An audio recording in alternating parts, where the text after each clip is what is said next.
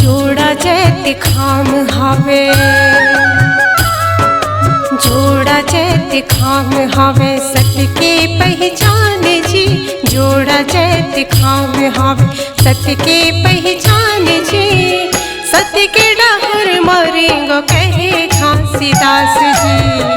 एक घरे अलग पहचान जी, एक घरे अलग पहचान जी। जोड़ा जैत खाम हावे।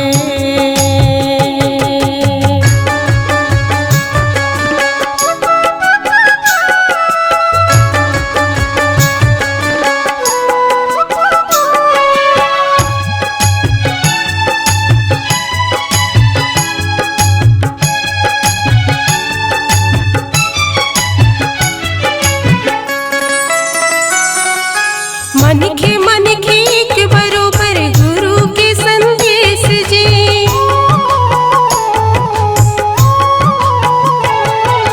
जाति पाति छुआ छूत काहे नहीं वेद जी।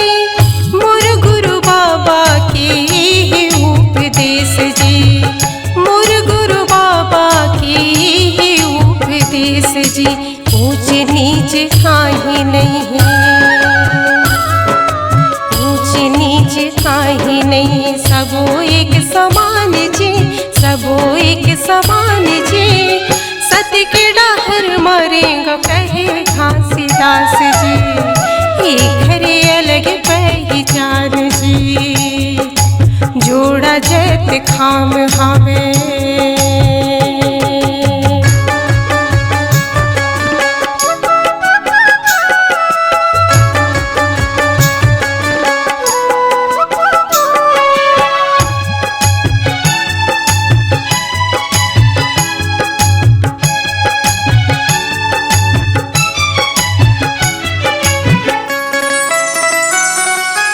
मांस मदिरा छन करो जीव हत्या जी।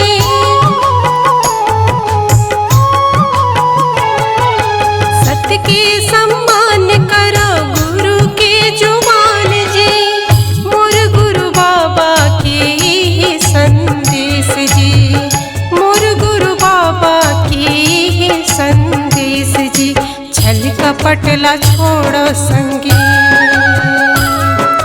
छल कपटला छोड़ो संगी। चलो एक साथ जी, चलो एक साथ जी। सत के डहर मारेंगो कहे घासीदास जी। एक घरे अलग पहचान जी। कहे मोर घासीदास जी। मन के एक समान जी। कहे मोर घासीदास जी।